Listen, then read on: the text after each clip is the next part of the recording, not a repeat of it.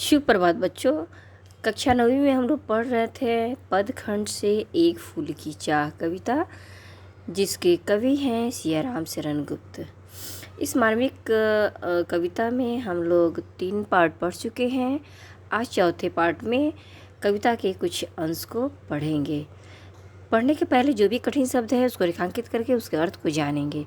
शैल शिखर, शैल शिखर यानी पहाड़ की चोटी, विस्तीर्ण फैला हुआ, स्वर्ण कलश सरसीज, कमल के समान सुंदर सोने के कलश, विसित हंसते हुए खिले हुए, समुदित अच्छी प्रकार खिला हुआ, रविकर जाल यानी सूर्य की किरणों का समूह, आमोदित यानी आनंद से भरा, मुखरित यानी प्रकट। आगे वाली कविता में देखेंगे।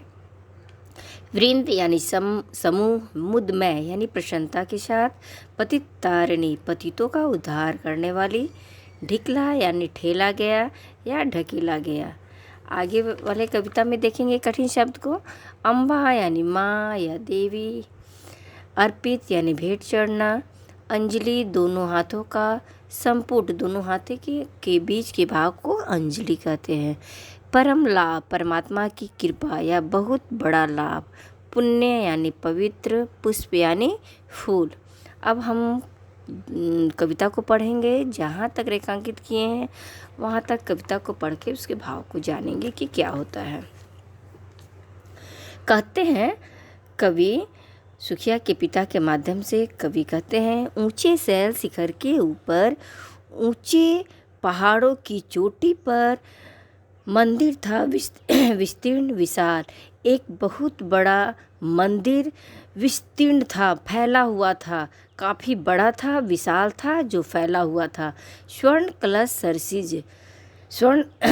सरसिज विकसित थे। सोने के कलश जो है यानी कमल के समान सुंदर सोने के कलश उसके ऊपर थे।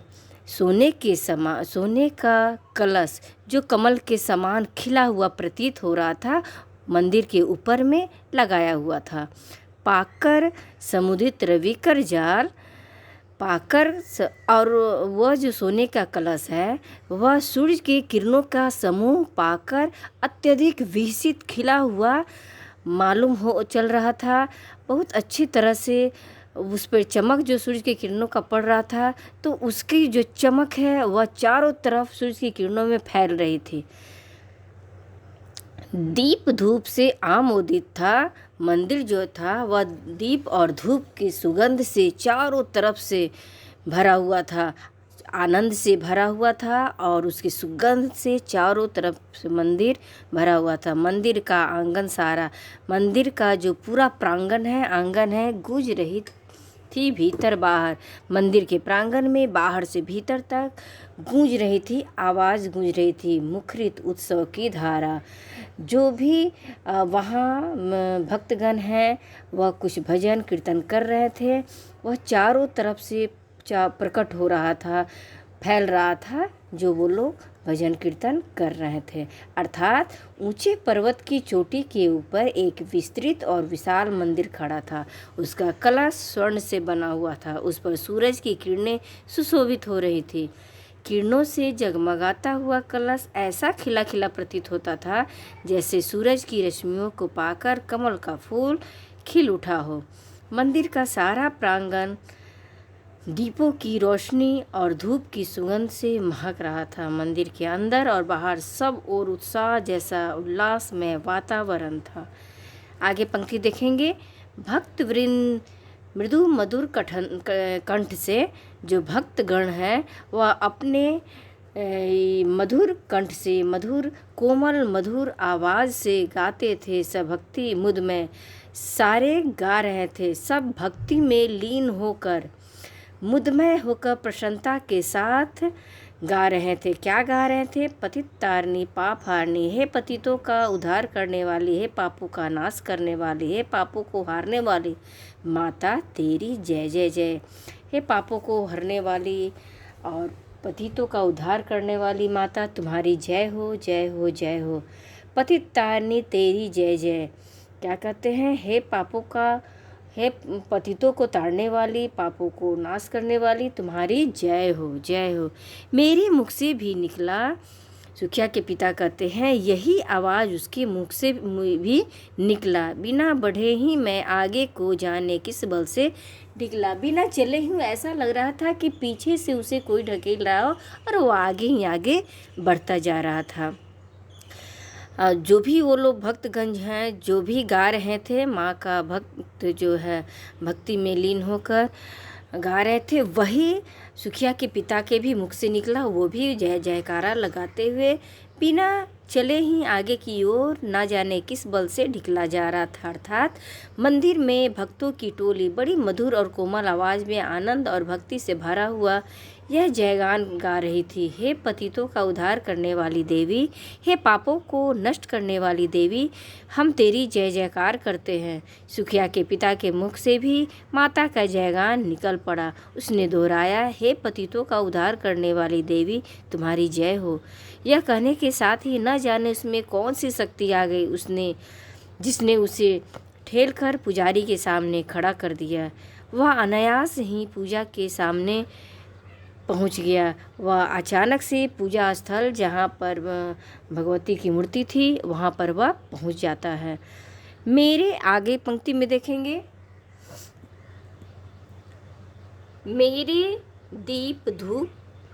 दीप फूल लेकर वे अम्बा को अर्पित करके, मेरे हाथ से दीप और फूल को लेकर पुजारी जो है माँ को भेंट किया, अर्पित किया।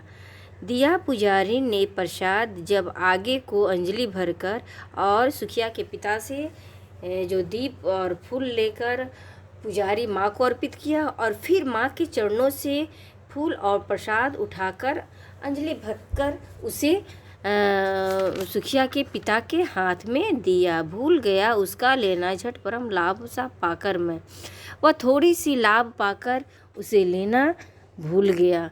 सोचा बेटी को माँ के ये पुण्य पुष्प दूँ जाकर मैं।